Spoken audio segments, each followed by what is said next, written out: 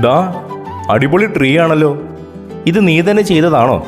അതെന്താ ചങ്ങന്റെ വർത്താനം? നമ്മള് പ്രോയാണ്. ഇതൊക്കെ എന്ത്? അത് കൊള്ളാം. അതിരിക്കട്ടെ, ഈ ക്രിസ്മസ് ട്രീക്ക് ഒരു തലതൊട്ടപ്പനുണ്ട്. അതാരാണെന്ന് നിനക്ക് പറയാമോ? തലതൊട്ടപ്പന? അതാരാ? ബെസ്റ്റ്, അതറിയില്ലല്ലേ?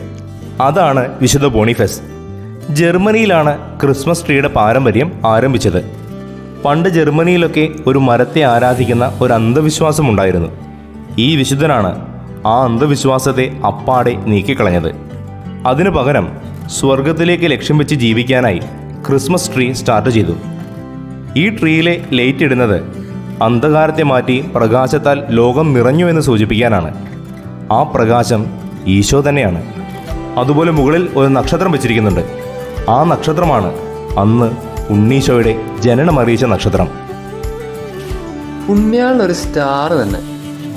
നീയും ഒരു സ്റ്റാർ ആകണം. എങ്കിൽ ഇന്നൊരു വചനം പഠിച്ചോ. ദൈവമേ, അങ്ങെന്നെ ഓർമ്മിച്ചിരിക്കുന്നു. അങ്ങയെ സ്നേഹിക്കുന്നവരെ അങ്ങ് ഉപേക്ഷിച്ചിട്ടില്ല.